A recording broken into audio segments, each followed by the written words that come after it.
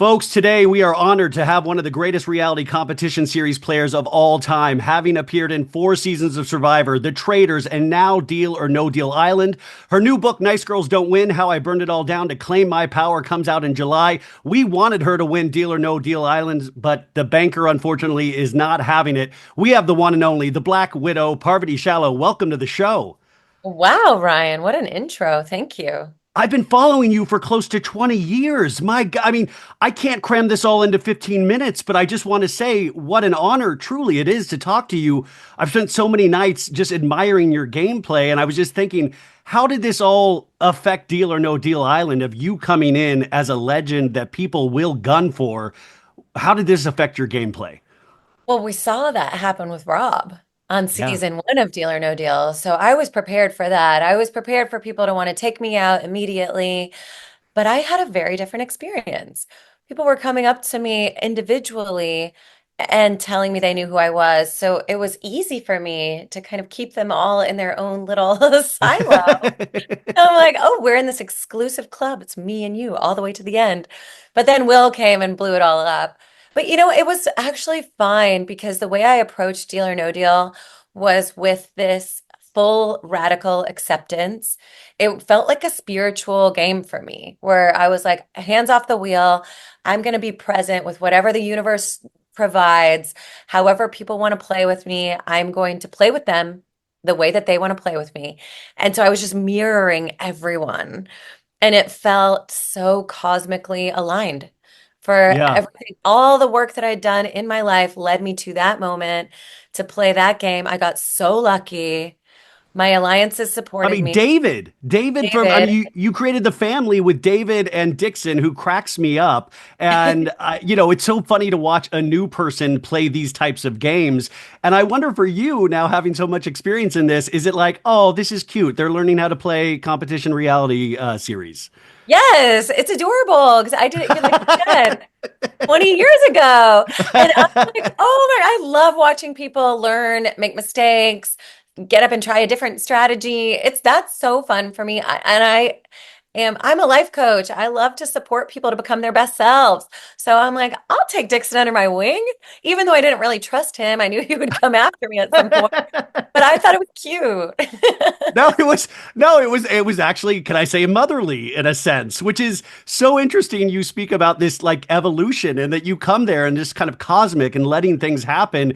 And I think that's like the really interesting thing about having players that we know and love on Deal or No Deal Island is you get to kind of watch the growth. And, at the end of the day, Deal or No Deal Island is such a combination of so many things, including luck, which is what you had to deal with in your final episode is going up against the banker. There's nothing that can really prepare you for that. There's no, luck. You can't teach luck. Right. You really can. And I am a words person. Like I wrote a book, I Yeah. love words. So numbers feel a little bit out of my comfort zone. So when I was standing up there playing the banker, it felt like an out of body experience. I was like, I don't know how to do this. When I go to Vegas, I don't play blackjack by myself. I play craps with a team of other people and it's fun. So I'm standing up there and I'm like, I felt like a robot. I was like, beep, bop, choose case eight. I Well, don't know we had certain contestants be like, "Oh, I'm picking 12 because it's my lucky number," and you were just Yeah, like, "8, I'm going 8." You were just throwing them out there, which there's really, I mean, it truly is luck. I mean, taking this experience though, what will you take from this into your next experience? Because I think you're doing like Survivor Australia against the world, which I'm so pumped for. What will you take from Deal or No Deal Island into that experience? everything. It was so fun. And I brought a sense of playfulness and lightness to Deal or No Deal that was really helpful. And then I know, playing Survivor is more of a sufferfest. Survivor is how well can you suffer through misery? But it's an international group of people, people I don't know. They might not know me or my gameplay. Deal or No Deal was new people who I'd never played with before. So it's very different to playing like an all-star season of US Survivor, where the new players or the new era players want to put their face on Mount Rushmore of Survivor and they want to get rid of the OGs. Like, I I didn't see. hate that they all want to make just moves now, and it doesn't really like it's almost burdened by its own legacy. And watching you on this show though too, and also watching you on Traitors last season, and I love the guest appearance this season.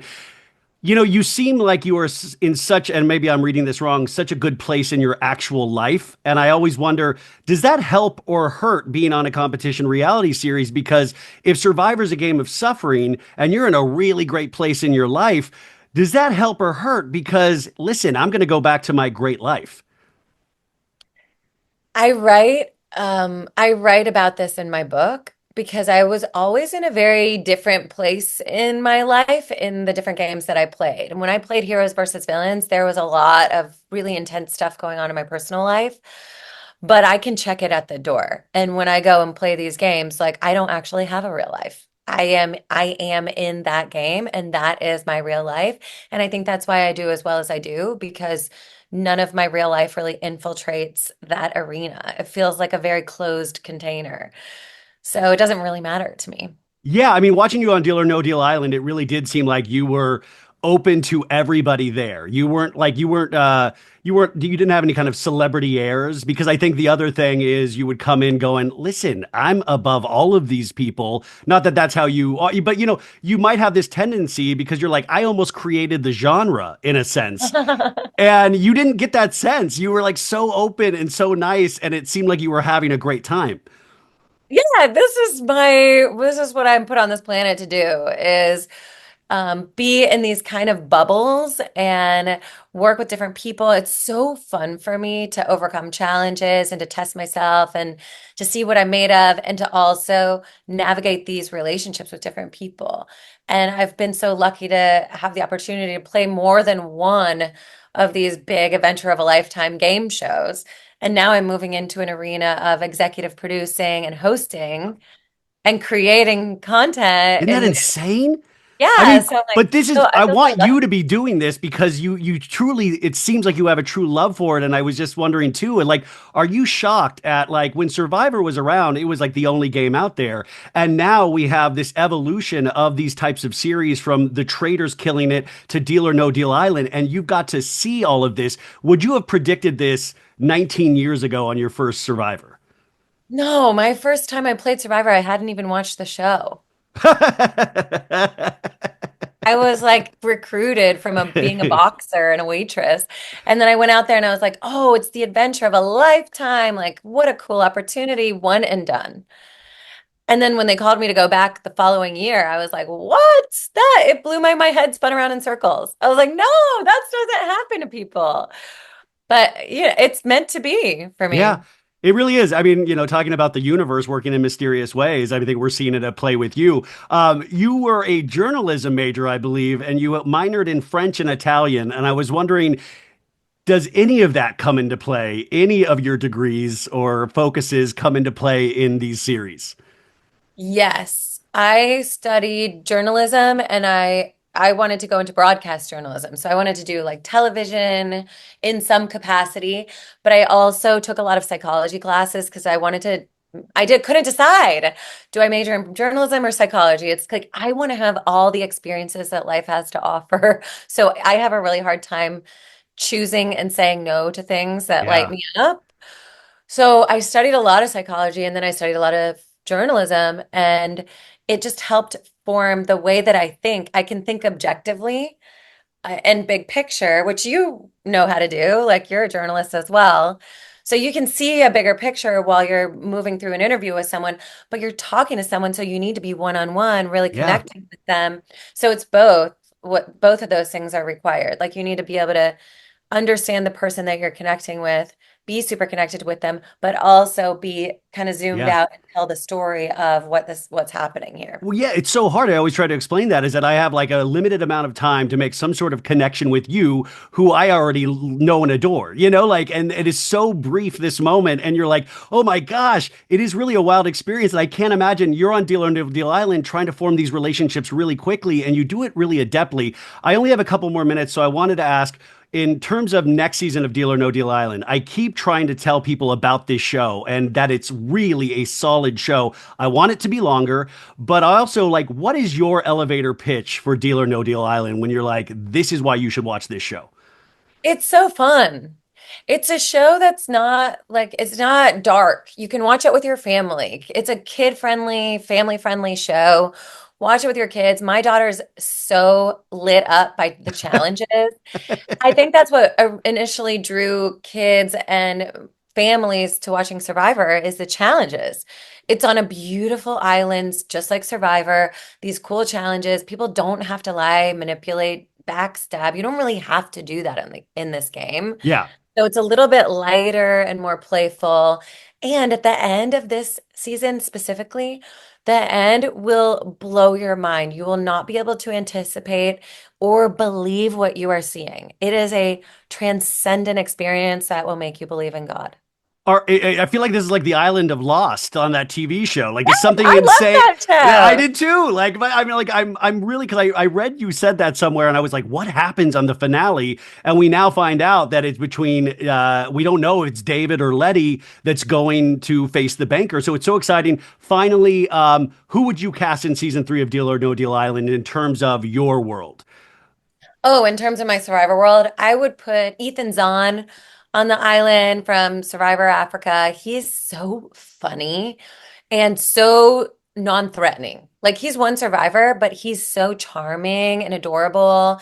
And he's overcome cancer and he Yeah. does a lot of philanthropy. So what was happening for me in the game was people didn't want me to win because I'd won Survivor in the past and I'd won $1 million on a game show. And I have this reputation of being this manipulative Black Widow. But I think Ethan could come in and overcome all of that with his charm. Yeah, I totally agree. So the book comes out in July. You can pre-order it now, you guys. I'm so excited to read this. And I guess will you be my life coach? I mean, your life coaching. I need you to be my life coach. Please be my life coach. I'll be your life Yeah, coach. please be my life coach. That's it. I'm going to follow whatever Parvati says. Oh my God. Well, you are in luck because I am relaunching my course, How Villains Are Made, with my friend Callie. So we are doing a group program. Actually, I'm going to start promoting it on my Instagram right now. Oh my So God, should I sign up and cover it on the show? I should. yes. This is kismet. This is the cosmos telling me something right now. Okay, Ryan, just you have a spot, a complimentary spot. Oh my gosh. Okay. Well, Send me an email. I feel like I won Deal or No Deal Island today. Parvati, you are a legend. I hope to talk to you again in July when the book comes out, and I cannot wait to take your course. Guys, Deal or No Deal Island, she makes it worth watching. You can stream all episodes on Peacock. Support her wherever she goes. Legend. Thank you, Parvati. That's sweet. Thanks, Ryan. Our friends at Quince makes the shopping experience so easy. All you have to do is go to quince.com. In fact, I just did it right now. And you're immediately hit with everything you need. New arrivals, bestsellers, women, men, home, baby and kids, travel, lookbooks, corporate gifting. They have it all and they make it so easy. Now, elevating my style used to mean breaking the bank. But with Quince, I get high-end, versatile pieces at prices I can actually afford. Now I can upgrade my style by snagging killer luxury items that sync with my vibe and my wallet, and it will for yours too. Quince has all the must-haves, like Mongolian cashmere sweaters from $50, iconic 100% leather jackets, and comfortable pants for every occasion. The best part, all Quince items are priced 50 to 80% less than similar brands. They do this by partnering directly with top factories. Quince cuts out the cost of the middleman and passing the savings on to us. And Quince only works with factories that use safe, ethical, and responsible manufacturing practices along with premium fabrics and finishes. How do you not love that? Now, you guys know by now I have the Quince blue beautiful button-up shirt. I have the blue sports jacket. Are you sensing a theme here? But I also have the cashmere socks. I've also bought gifts for my sister from Quince. They truly do have it all. You can trust them completely. So So indulge in affordable luxury. Go to quince.com/so-bad for free shipping on your order and 365-day returns. That's QUINCE.com/so-bad to get free shipping and 365-day returns. Quince.com/so-bad.